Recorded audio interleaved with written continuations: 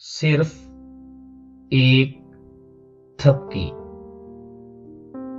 اس نے میرے دفتر میں داخل ہونے کے بعد کرسی پر بیٹھتے ہی جوتے اور جرابیں اتاری اور صوفے پر پلتھا مار کر بیٹھ گیا۔ ابھی اسے بیٹھے کچھ ہی دیر ہوئی تھی کہ اس نے ناگواری سے اپنی ناک سکوڑی اور پوچھا، کیا تمہارے کمرے میں کوئی چوہا مرا ہوا ہے؟ میں نے کہا، دیکھیے جی، اگر تمہیں بھوک لگی ہے تو کوئی حلال چیز منگوا لیتے ہیں۔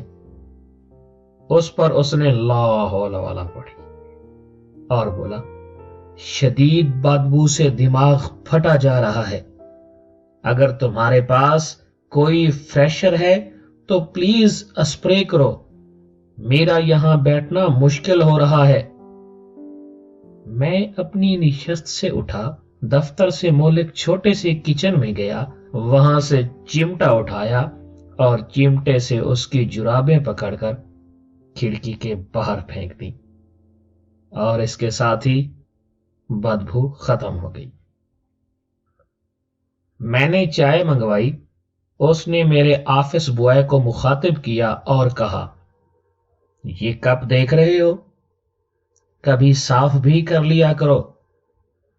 آفس بوائے نے حیرت سے پوچھا، سر کون سا کپ؟ اس نے جب کپ کو پکڑا تو اس کے چھوتے ہی اس کے چہرے پر تکلیف کے آثار نمایاں ہوئے اور کپ اس کے ہاتھ سے گر گیا تھا۔ ہوا کیا تھا؟ اصل میں آفس بوائے کپ دھو کر اور انہیں اچھی طرح گرم کر کے لایا تھا تاکہ جب چائے ان میں انڈیلی جائے تو وہ جلد ٹھنڈی نہ ہو۔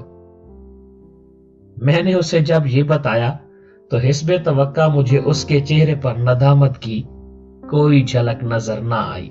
اس نے میرے دفتر کی دیواروں پر لگی ادیبوں کی تصویریں دیکھی تو بولا، ان میں فیض احمد فیض، پطرس بخاری، نون میم راشد اور مجید امجد کی تصویریں کیوں نہیں ہیں؟ میں نے کہا، مگر یہاں احمد ندیم قاسمی، مشتاق احمد یوسفی، احمد فراز، انتظار حسین، شفیق الرحمان اور دوسرے 25-30 سرکردہ ادیبوں کی تصویریں لگی ہوئی ہیں۔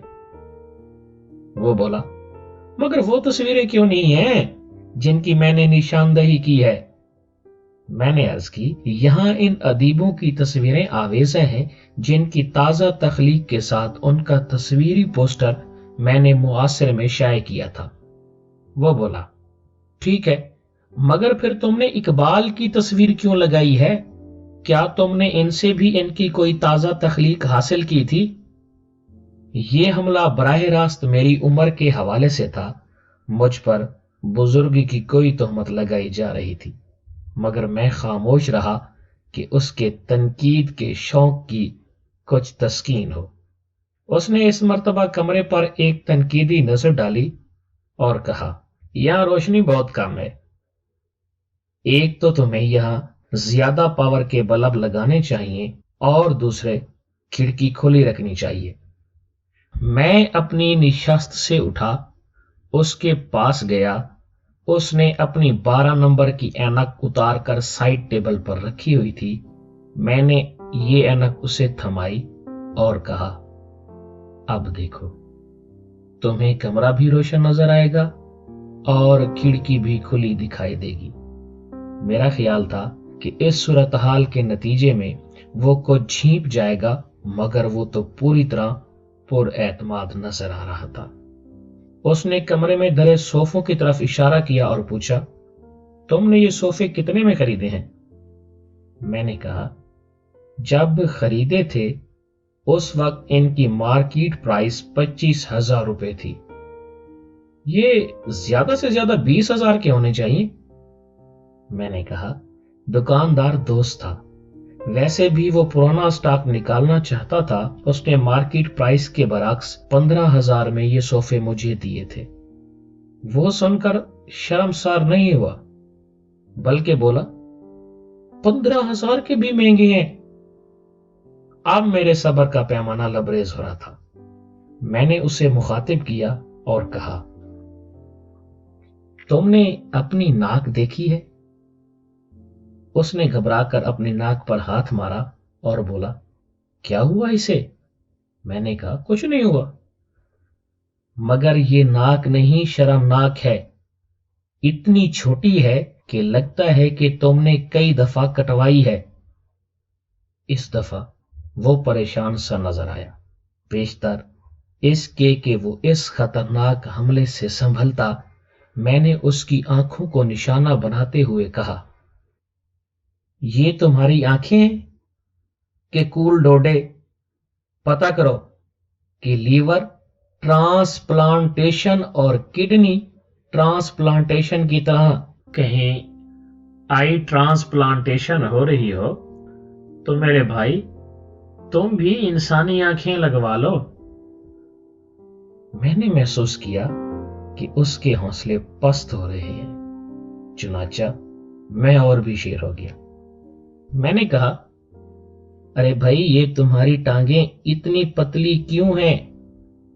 جب تم چلتے ہو تو لگتا ہے کہ کوئی لمبی سی پینسل چل رہی ہے، اور یہ تمہارا سر ہے، لگتا ہے پینسل پر ربڑ لگا ہوا ہے۔ یار، تمہیں تو سرکس میں کام کرنا چاہیے۔ اس بار وہ روحانسا سا ہو گیا۔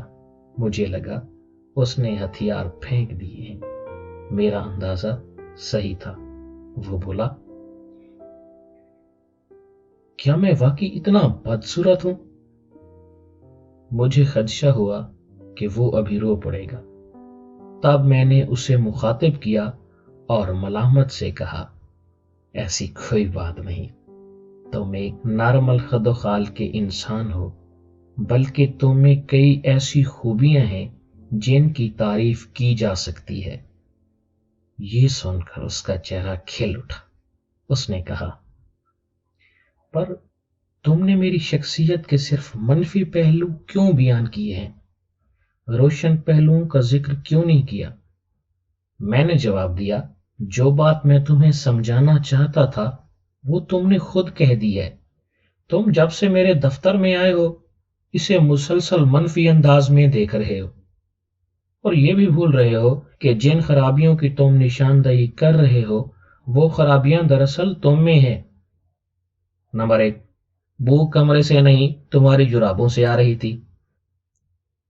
کمرے میں اندھیرا نہیں تھا، تم نے اپنی نظر کی اینک اتار کر رکھی ہوئی تھی، اور جو خرابیاں تھیں اس کے ساتھ ساتھ تم خوبیوں کا ذکر بھی کر سکتے تھے، مگر صرف تم نہیں، ہم سب خوردبین سے ایک دوسرے کی خرابیاں تلاش کرتے رہتے ہیں۔